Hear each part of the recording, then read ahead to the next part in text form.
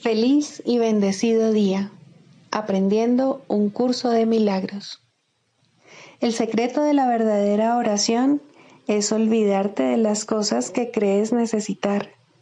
Pedir algo específico es igual que ver el pecado primero y luego perdonarlo. Del mismo modo, al orar pasas por alto tus necesidades específicas, tal como las ves, y las dejas en manos de Dios. Ahí se convierten en los regalos que le haces, pues le dicen que no antepondrás otros dioses a Él, ni que quieres otro amor que el suyo. Este libro es un comienzo, no un final. Del prefacio que postula, párrafo 9.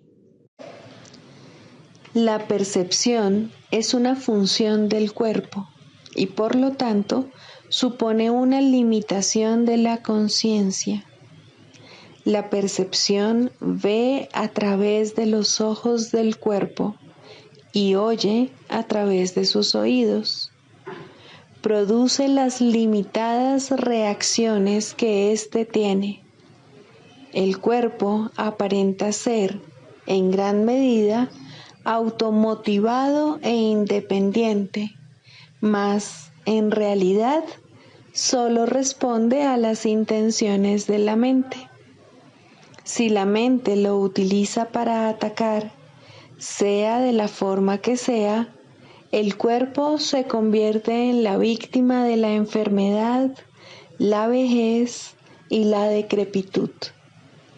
Si la mente, en cambio, acepta el propósito del Espíritu Santo, el cuerpo se convierte en un medio eficaz de comunicación con otros, invulnerable mientras se le necesite, que luego sencillamente se descarta cuando deja de ser necesario. De por sí, el cuerpo es neutro, como lo es todo en el mundo de la percepción. Utilizarlo para los objetivos del ego o para los del Espíritu Santo depende enteramente de lo que la mente elija. Introducción. Este es un curso de milagros. Es un curso obligatorio. Solo el momento en que decides tomarlo es voluntario. Tener libre albedrío no quiere decir que tú mismo puedas establecer el plan de estudios. Significa únicamente que puedes elegir lo que quieres aprender en cualquier momento dado. Este curso no pretende enseñar el significado del amor, pues eso está más allá de lo que se puede enseñar. Pretende, no obstante, despejar los obstáculos que impiden experimentar la presencia del amor, el cual es tu herencia natural. Lo opuesto al amor es el miedo, pero aquello que todo lo abarca no puede tener opuestos. Este curso puede, por lo tanto, resumirse muy simplemente de la siguiente manera. Nada real puede ser amenazado. Nada irreal existe. En esto radica la paz de Dios. Capítulo 1. El significado de los milagros. Primero, principios de los milagros. Principio 41. El contenido perceptual de los milagros es la plenitud. De ahí que puedan corregir o redimir la errada percepción de carencia. Capítulo 6. Las lecciones del amor. Primero, el mensaje de la crucifixión. Para los efectos del aprendizaje, examinemos de nuevo la crucifixión. No hice hincapié en ella anteriormente debido a las temibles connotaciones que quizá tengas asociadas con ella. Lo único que se ha subrayado hasta ahora es que no fue una forma de castigo. No obstante, No se puede explicar nada utilizando exclusivamente términos negativos. Existe una interpretación constructiva de la crucifixión que está totalmente desprovista de miedo y que, por lo tanto, si se entiende debidamente, es totalmente benévola en cuanto a lo que enseña. La crucifixión no es más que un ejemplo extremo. Su valor, al igual que el valor de cualquier otro recurso de enseñanza, reside únicamente en la clase de aprendizaje que facilita. Se puede entender y se ha entendido incorrectamente. Ello se debe únicamente al hecho de que los temerosos tienden a percibir con miedo. Ya te dije que siempre puedes recurrir a mí para compartir mi decisión y de ese modo hacerla más firme. Te dije también que la crucifixión fue la última jornada inútil que la filiación tuvo que emprender y que para todo aquel que la entienda representa la manera de liberarse del miedo.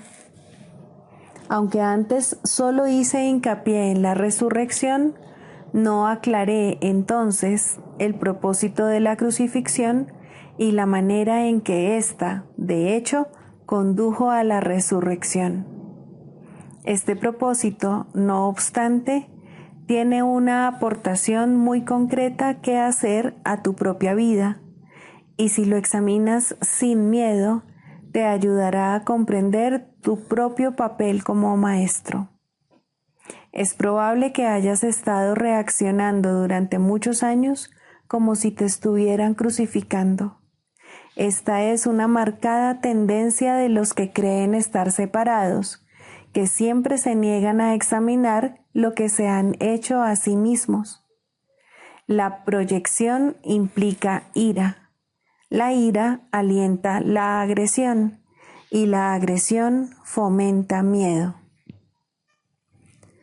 El verdadero significado de la crucifixión radica en la aparente intensidad de la agresión cometida por algunos de los hijos de Dios contra otro.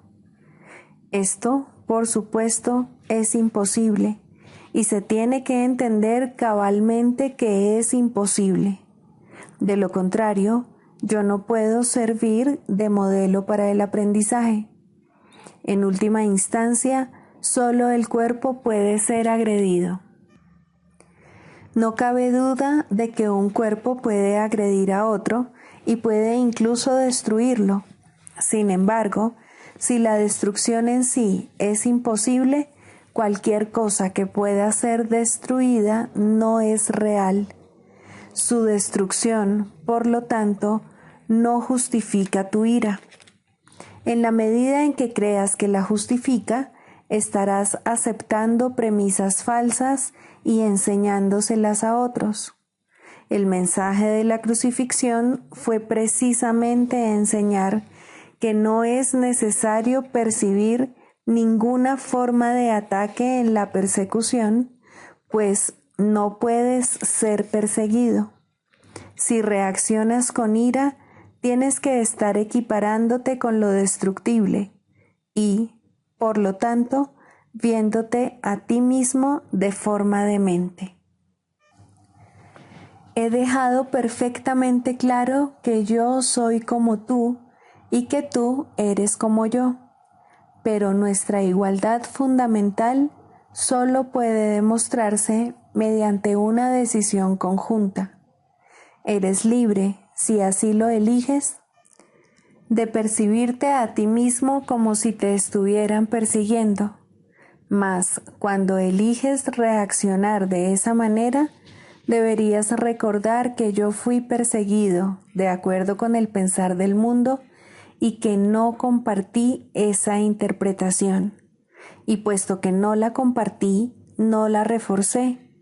Ofrecí consecuentemente una interpretación diferente del ataque que deseo compartir contigo. Si la crees, me ayudarás a enseñarla.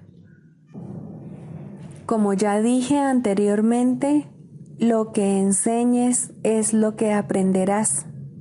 Si reaccionas como si te estuvieran persiguiendo, estarás enseñando persecución. No es esta la lección que el Hijo de Dios debe enseñar si es que ha de alcanzar su propia salvación. Enseña más bien tu perfecta inmunidad, que es la verdad acerca de ti, y date cuenta de que no puede ser atacada.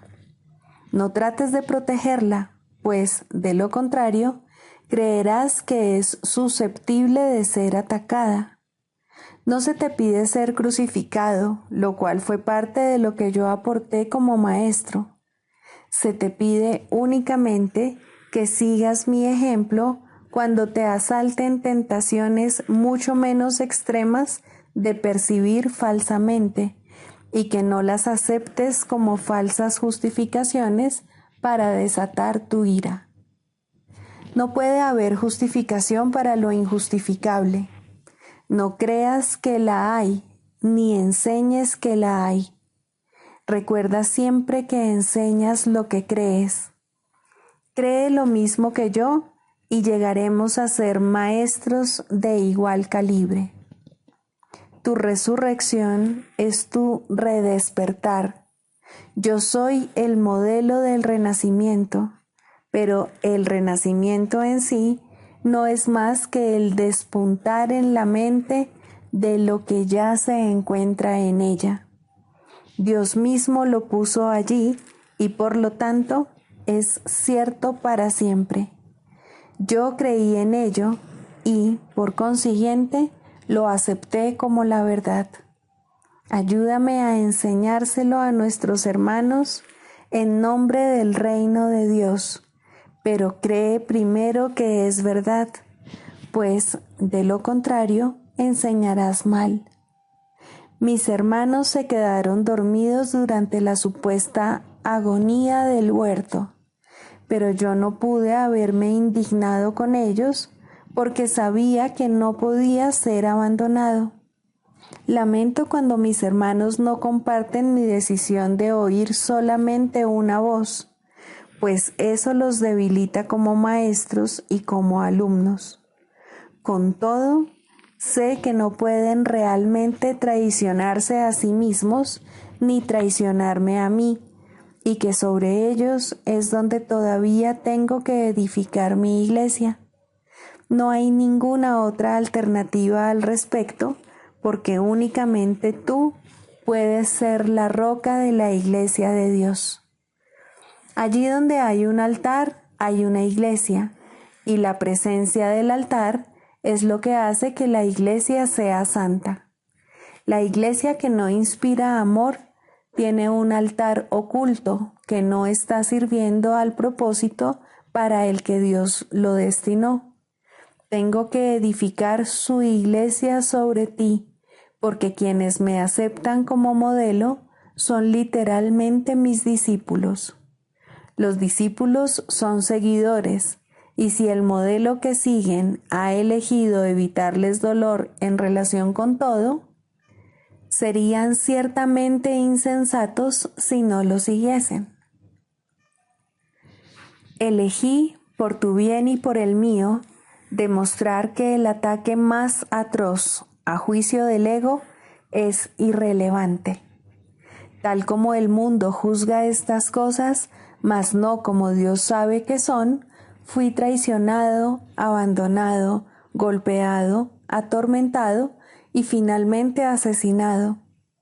Está claro que ello se debió únicamente a las proyecciones de otros sobre mí, ya que yo no le había hecho daño a nadie y había curado a muchos. Seguimos gozando de perfecta igualdad como alumnos, aunque no es necesario que tengamos las mismas experiencias. El Espíritu Santo se regocija cuando puedes aprender de las mías y valerte de ellas para volver a despertar. Ese es su único propósito, y esa es la única manera en que yo puedo ser percibido como el camino, la verdad y la vida. Oí una sola voz, nunca implica sacrificio. Por el contrario, si eres capaz de oír al Espíritu Santo en otros, puedes aprender de sus experiencias y beneficiarte de ellas sin tener que experimentarlas directamente tú mismo. Eso se debe a que el Espíritu Santo es uno, y todo aquel que le escucha es conducido inevitablemente a demostrar su camino para todos. Nadie te está persiguiendo del mismo modo en que nadie me persiguió a mí. No se te pide que repitas mis experiencias, pues el Espíritu Santo, a quien compartimos, hace que eso sea innecesario. Para valerte de mis experiencias de manera constructiva, no obstante, tienes aún que seguir mi ejemplo con respecto a cómo percibirlas. Mis hermanos, que son también tus hermanos, están constantemente justificando lo injustificable. La única lección que tengo que enseñar, puesto que la aprendí, es que ninguna percepción que esté en desacuerdo con el juicio del Espíritu Santo está jamás justificada. Mi función consistió en mostrar que esto es verdad en un caso extremo, simplemente para que pudiese servir como un instrumento de enseñanza ejemplar para aquellos que, en situaciones no tan extremas, sienten la tentación de abandonarse a la ira y al ataque. Mi voluntad, junto con la de Dios, es que ninguno de sus hijos sufra. La crucifixión no puede ser compartida porque es el símbolo de la proyección, pero la resurrección es el símbolo del compartir, ya que para que la filiación pueda conocer su plenitud, es necesario que cada uno de los hijos de Dios experimente un redespertar. Solo esto es conocimiento. El mensaje de la crucifixión es inequívoco. Enseña solamente amor, pues eso es lo que eres. Si interpretas la crucifixión de cualquier otra forma, la estarás usando como un arma de ataque en vez de como la llamada a la paz para la que se concibió. Con frecuencia, los apóstoles la interpretaron erróneamente, por la misma razón que otros lo hacen. Su propio amor imperfecto les hizo ser vulnerables a la proyección y, como resultado de su propio miedo, hablaron de la ira de Dios como el arma de represalia de éste. No pudieron hablar de la crucifixión enteramente sin ira porque sus propios sentimientos de culpabilidad habían hecho que se sintiesen indignados. Estos son algunos de los ejemplos de pensamiento tergiversado del Nuevo Testamento, si bien su evangelio es, en realidad, únicamente el mensaje del amor. Si los apóstoles no se hubieran sentido culpables, nunca me habrían podido atribuir expresiones tales como «No he venido a sembrar paz, sino espadas». Esto está en clara oposición a todas mis enseñanzas. De haberme entendido realmente, no podrían haber descrito tampoco mi reacción a Judas como lo hicieron. Yo no pude haber dicho, ¿traicionas al Hijo del Hombre con un beso? A no ser que hubiese creído en la traición. El mensaje de la crucifixión fue precisamente que yo no creía en la traición. El castigo que se dijo infligía a Judas fue un error similar. Judas era mi hermano y un hijo de Dios, tan miembro de la filiación como yo. ¿Cómo iba a condenarlo cuando estaba listo para probar que condenar es imposible? Cuando leas las enseñanzas de los apóstoles, Recuerda que les dije que había muchas cosas que ellos no entenderían hasta más tarde, porque en aquel entonces aún no estaban completamente listos para seguirme. No quiero que dejes que se infiltre ningún vestigio de miedo en el sistema de pensamiento hacia el que te estoy guiando. No ando en busca de mártires, sino de maestros. Nadie es castigado por sus pecados, y los hijos de Dios no son pecadores. Cualquier concepto de castigo significa que estás proyectando la responsabilidad de la culpa sobre otro, y ello refuerza la idea de que está justificado culpar. El resultado es una lección acerca de cómo culpar, pues todo comportamiento enseña las creencias que lo motivan. La crucifixión fue el resultado de dos sistemas de pensamiento claramente opuestos entre sí.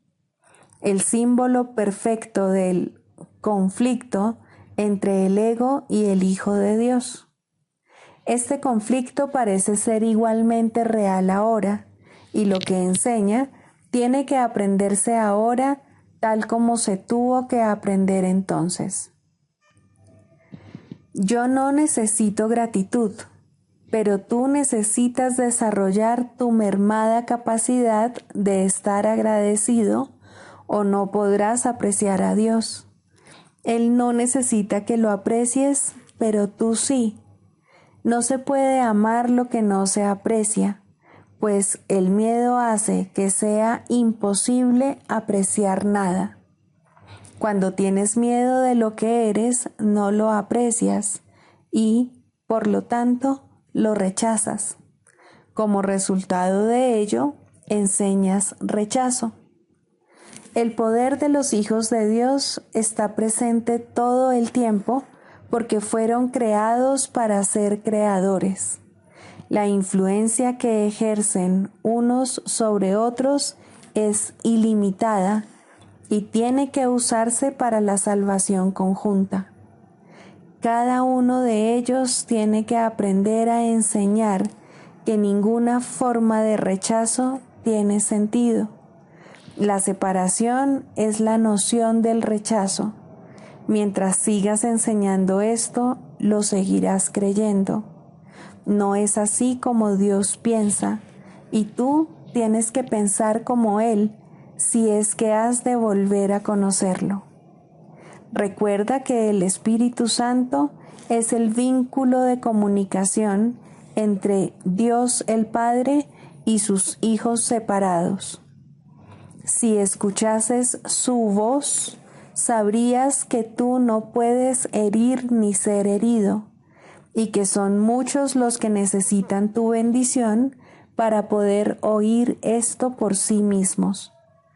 Cuando solo percibas esa necesidad en ellos y no respondas a ninguna otra, habrás aprendido de mí y estarás tan deseoso de compartir lo que has aprendido como lo estoy yo.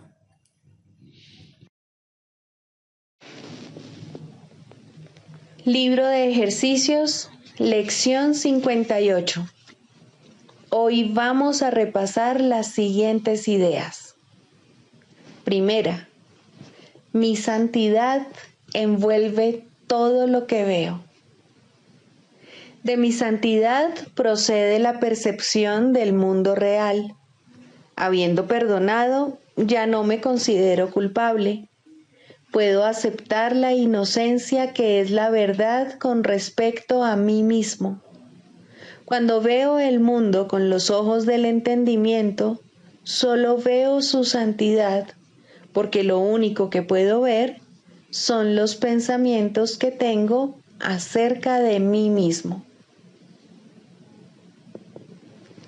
Segunda, mi santidad bendice al mundo. La percepción de mi santidad no me bendice únicamente a mí. Todas las personas y todo cuanto veo en su luz comparten la dicha que mi santidad me brinda. No hay nada que esté excluido de esta dicha, porque no hay nada que no comparta mi santidad. A medida que reconozca mi santidad, la santidad del mundo se alzará resplandeciente para que todos la vean. Tercera, no hay nada que mi santidad no pueda hacer. El poder curativo de mi santidad es ilimitado porque su poder para salvar es ilimitado. ¿De qué me tengo que salvar sino de las ilusiones? ¿Y qué son las ilusiones sino falsas ideas acerca de mí? Mi santidad las desvanece a todas al afirmar la verdad de lo que soy. En presencia de mi santidad, la cual comparto con Dios mismo, todos los ídolos desaparecen. Cuarta, mi santidad es mi salvación. Puesto que mi santidad me absuelve de toda culpa, reconocer mi santidad es reconocer mi salvación. Es también reconocer la salvación del mundo. Una vez que haya aceptado mi santidad, nada podrá atemorizarme, y al no tener miedo, todos compartirán mi entendimiento, que es el regalo que Dios me hizo a mí y al mundo. Quinta, soy bendito por ser un hijo de Dios. En esto reside mi derecho a lo bueno y solo a lo bueno. Soy bendito por ser un hijo de Dios. Todo lo que es bueno me pertenece, porque así lo dispuso Dios. Por ser quien soy, no puedo sufrir pérdida alguna, ni privaciones, ni dolor. Mi Padre me sustenta, me protege y me dirige en todo. El cuidado que me prodiga es infinito y eterno. Soy eternamente bendito por ser su hijo.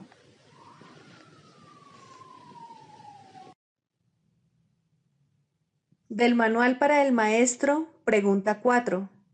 ¿Cuáles son las características de los maestros de Dios? 7.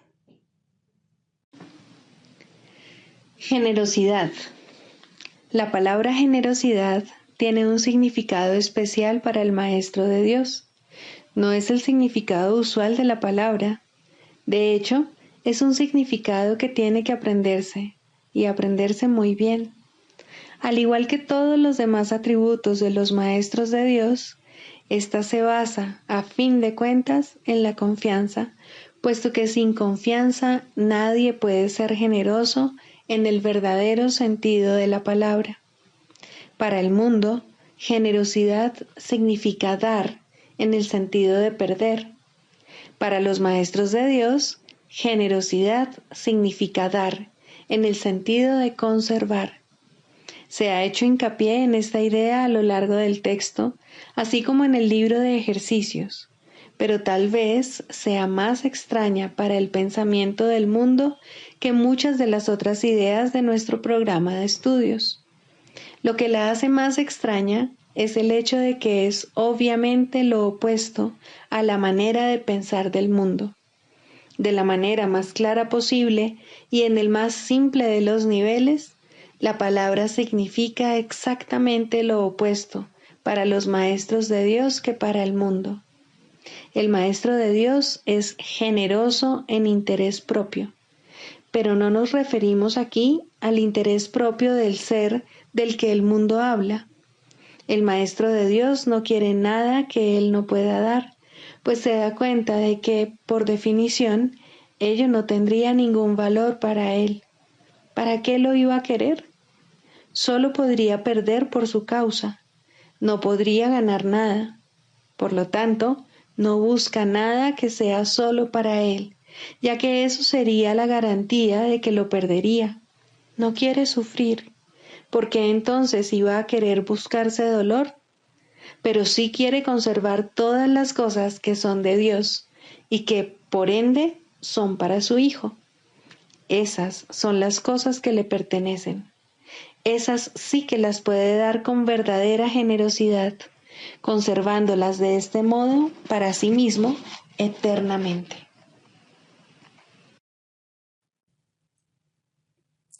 Manual para el maestro 27. ¿Qué es la muerte? La muerte es el sueño central de donde emanan todas las ilusiones. ¿No es acaso una locura pensar que la vida no es otra cosa que nacer, envejecer, perder vitalidad y finalmente morir? Ya hemos planteado esta pregunta anteriormente, pero ahora debemos examinarla con mayor detenimiento. La creencia fija e inalterable del mundo es que todas las cosas nacen para morir. Se considera que así es como opera la naturaleza y ello no se debe poner en tela de juicio, sino que debe aceptarse como la ley natural de la vida. Lo cíclico, lo cambiante y lo incierto, lo inestable y lo inconstante, lo que de alguna manera crece y mengua siguiendo una trayectoria determinada, es lo que se considera la voluntad de Dios. Y nadie se pregunta si un creador benigno hubiese podido disponer algo así. Si el universo que percibimos fuese tal como Dios lo creó, sería imposible pensar que Dios es amoroso, pues aquel que ha decretado que todas las cosas mueran y acaben en polvo, desilusión y desesperanza, no puede sino inspirar temor. Tu insignificante vida está en sus manos, suspendida de un hilo que él está listo para cortar sin ningún remordimiento y sin que le importe, tal vez hoy mismo. Y aun si esperase, el final es seguro de todas formas. El que ama a un Dios así no conoce el amor, ya que ha negado que la vida sea real. La muerte se ha convertido en el símbolo de la vida. Su mundo es ahora un campo de batalla en donde reina la contradicción y los opuestos luchan en una guerra interminable. Allí donde hay muerte es imposible la paz. La muerte es el símbolo del temor de Dios. La idea de la muerte oculta su amor y lo mantiene al margen de la conciencia, cual un escudo puesto en alto para bloquear el sol. Lo siniestro de este símbolo basta para demostrar que la muerte no puede coexistir con Dios. La muerte presenta una imagen del Hijo de Dios en la que ésta acaba descansando en paz, en los brazos de la devastación, donde los gusanos lo esperan para darle la bienvenida y así prolongar un poco más su propia existencia gracias a su muerte. Mas los gusanos están igualmente condenados a morir, y de esta forma todas las cosas viven gracias a la muerte. En la naturaleza, el devorarse unos a otros es la ley de la vida. Dios está loco y solo el miedo es real.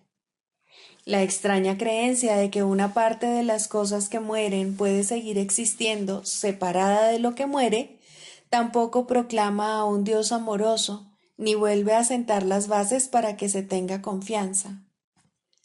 Si la muerte es real para una sola cosa, la vida no existe. La muerte niega la vida, pero si la vida es real, lo que se niega es la muerte. En este caso no puede haber transigencia alguna. O bien existe un Dios de miedo, o bien uno de amor. El mundo intenta hacer miles de transigencias al respecto y tratará de hacer 1000 más. Ni una sola puede ser aceptable para los maestros de Dios, ya que ninguna de ellas sería aceptable para Dios. Él no creó la muerte, puesto que no creó el miedo. Para él, ambas cosas están igualmente desprovistas de sentido. La realidad de la muerte está firmemente arraigada en la creencia de que el Hijo de Dios es un cuerpo, y si Dios hubiese creado cuerpos, la muerte sería ciertamente real. Pero en ese caso, Dios no sería amoroso. Ningún otro punto ilustra en forma tan clara el contraste que existe entre la percepción del mundo real y la del mundo de las ilusiones. Si Dios es amor, la muerte es, de hecho, la muerte de Dios, y por lo tanto, su propia creación no puede sino temerle. Dios no es su padre, sino su destructor, su vengador, no su creador. Sus pensamientos son aterradores y su imagen temible. Contemplar sus creaciones es morir. El último enemigo destruido será la muerte. Por supuesto que sí. Sin la idea de la muerte no habría mundo. Todos los sueños acabarán con éste. Esta es la meta final de la salvación, el fin de todas las ilusiones. Y todas las ilusiones nacen de la muerte. ¿Qué puede nacer de la muerte y tener vida? Por otra parte, ¿qué puede originarse en Dios y morir? Las inconsistencias, las transigencias y los ritos que el mundo fomenta en sus vanos intentos de aferrarse a la muerte y al mismo tiempo pensar que el amor es real, no son más que necios trucos mágicos que no tienen sentido ni eficacia. Dios es eterno, al igual que todas las cosas creadas en él. ¿No ves que de no ser así, él tendría un opuesto y el miedo sería tan real como el amor? Maestro de Dios, tu única tarea puede definirse de la siguiente manera. No hagas ningún trato en el que la muerte sea parte integrante de él. No creas en la crueldad, ni permitas que el ataque oculte la verdad de ti. Lo que parece morir tan solo se ha percibido incorrectamente y se ha llevado al campo de las ilusiones. De ahí que tu tarea sea ahora permitir que las ilusiones sean llevadas ante la verdad. Mantente firme solo en esto. No te dejes engañar por la realidad de ninguna forma cambiante. La verdad no cambia ni fluctúa, ni sucumbe ante la muerte o ante la destrucción. ¿Y cuál es el final de la muerte? Nada más que esto, el reconocimiento de que el Hijo de Dios es inocente ahora y siempre. Nada más que eso, pero no olvides que tampoco es menos. Manual para el maestro. Clarificación de términos. 4. La percepción verdadera, el conocimiento. El mundo que ves no es más que la ilusión de un mundo. Dios no lo creó, pues lo que Él crea tiene que ser tan eterno como Él.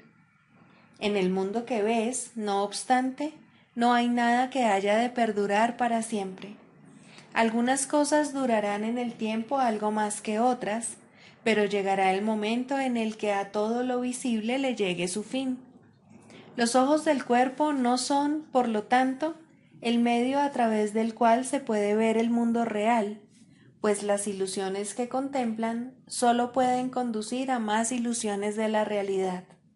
Y eso es lo que hacen, pues todo lo que los ojos del cuerpo ven no solo no ha de durar, sino que además se presta a que se tengan pensamientos de pecado y culpabilidad.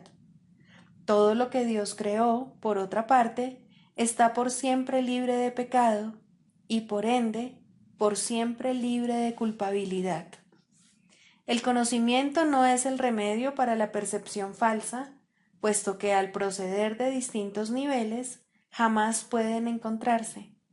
La única corrección posible para la percepción falsa es la percepción verdadera.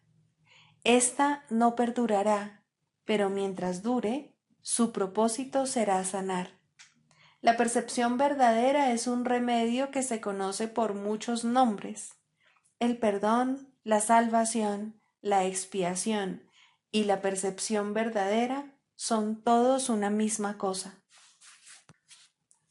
Son el comienzo de un proceso cuyo fin es conducir a la unicidad que los trasciende a todos.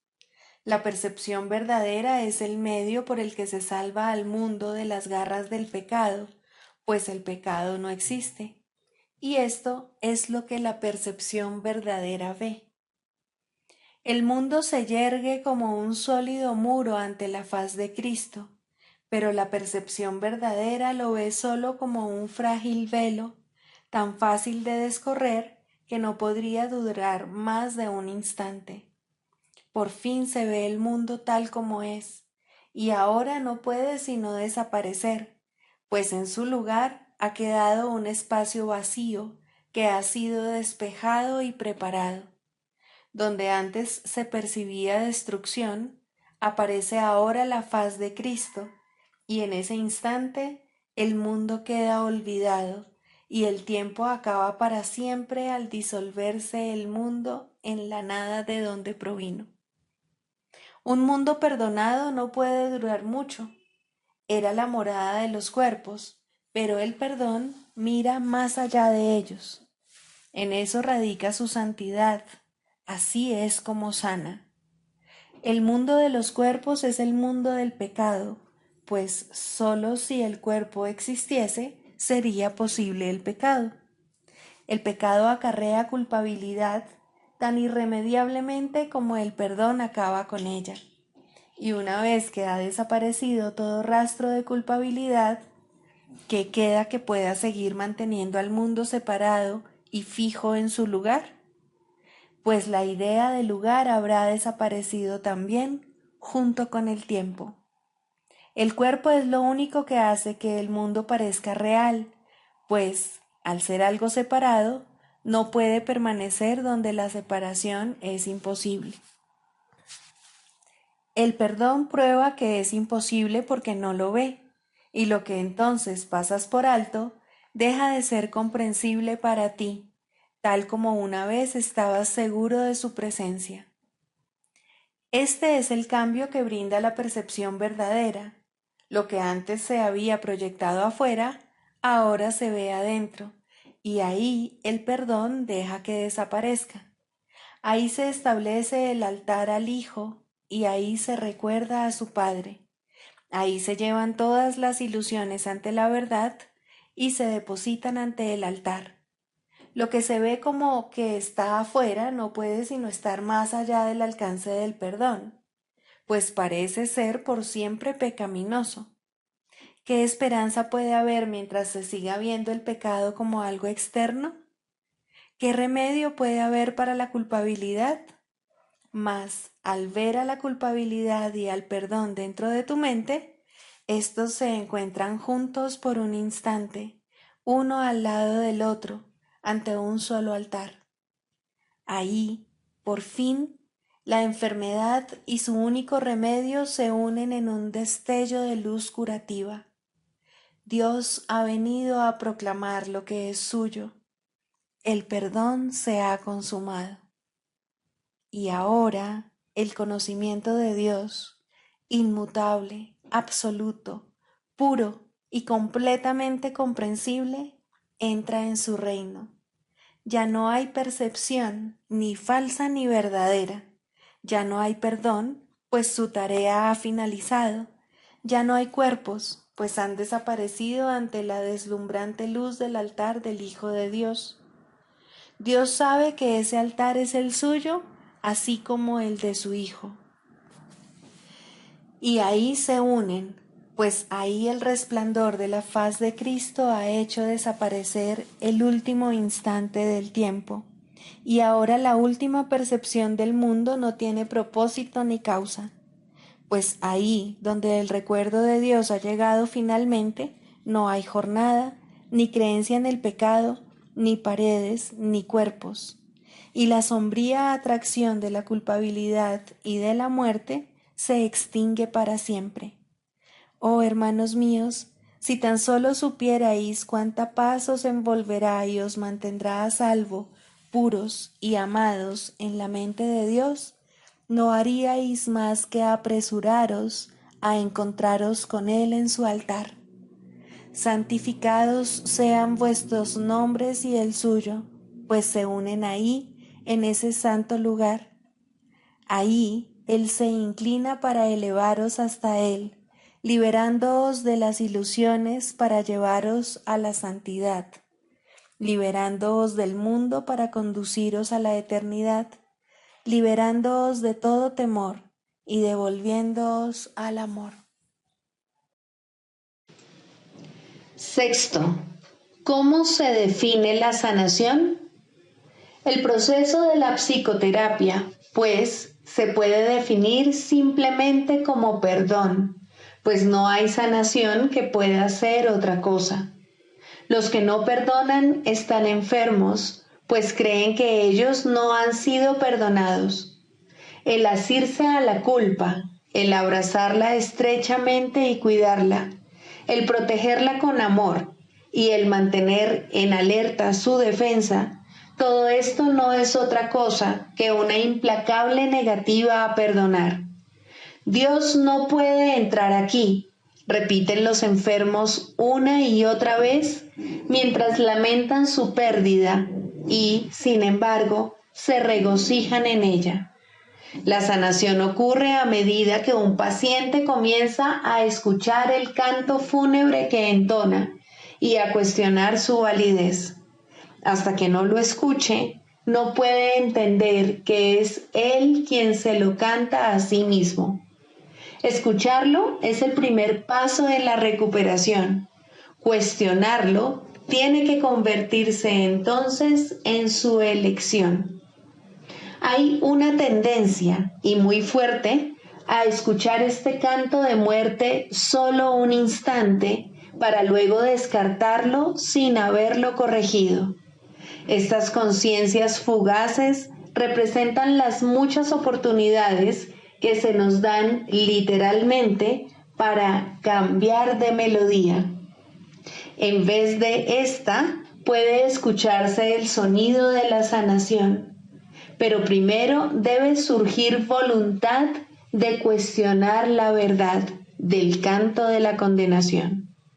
Las distorsiones extrañas que se tejen inextricablemente al interior del concepto del yo, que en sí no es otra cosa que una pseudocreación, hacen que este feo sonido parezca verdaderamente hermoso.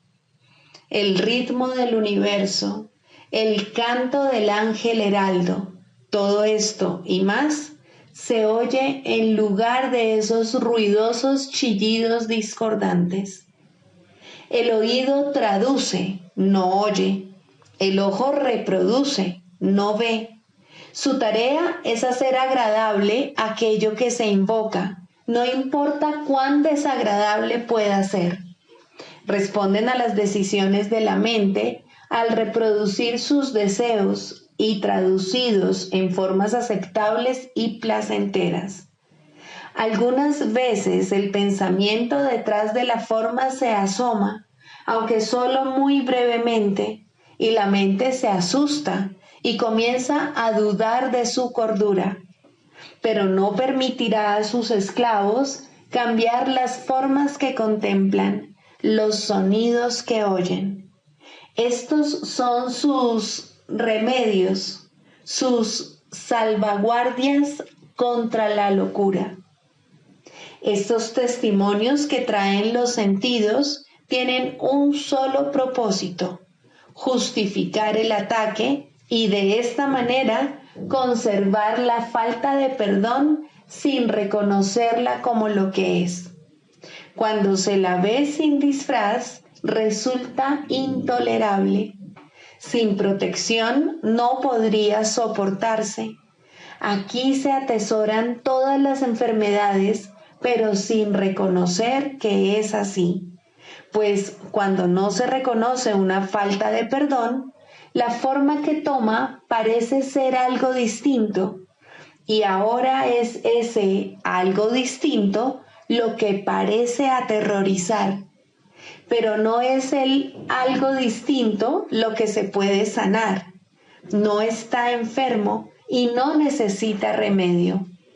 Concentrar tus esfuerzos sanadores aquí no es más que futilidad.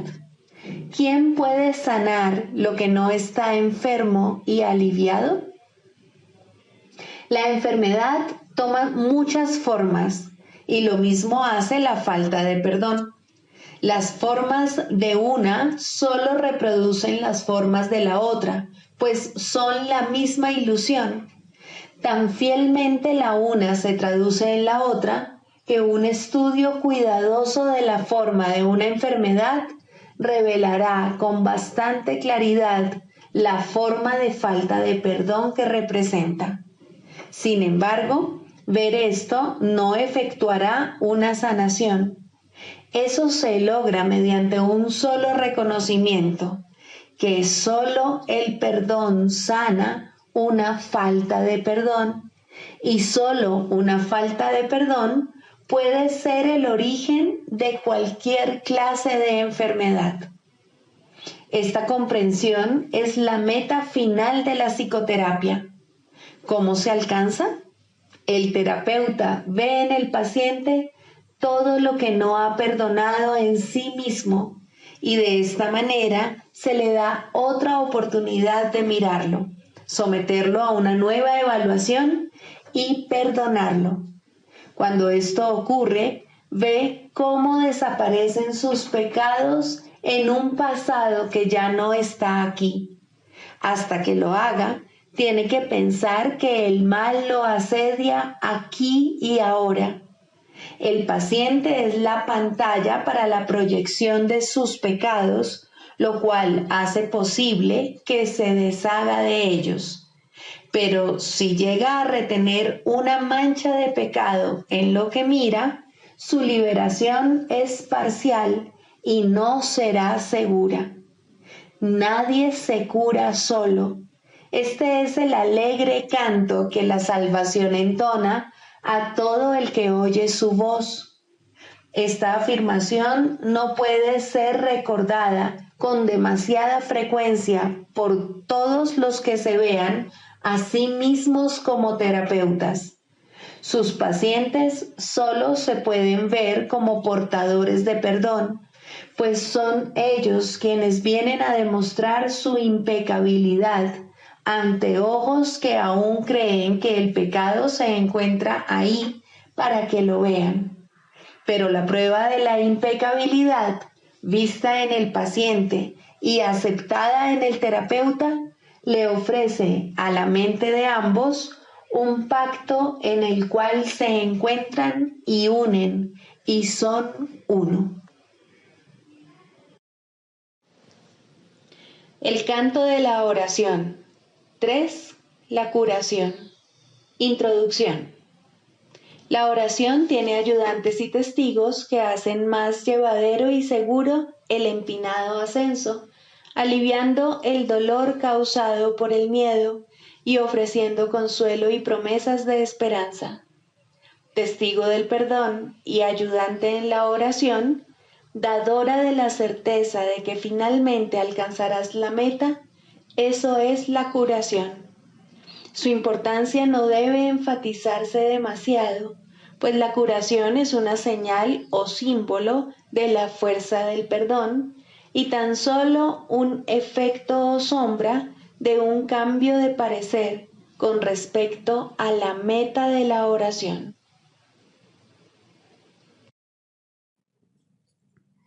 Sigamos a Jesús haciendo del perdón algo tan natural como respirar y algo tan vital como el aire.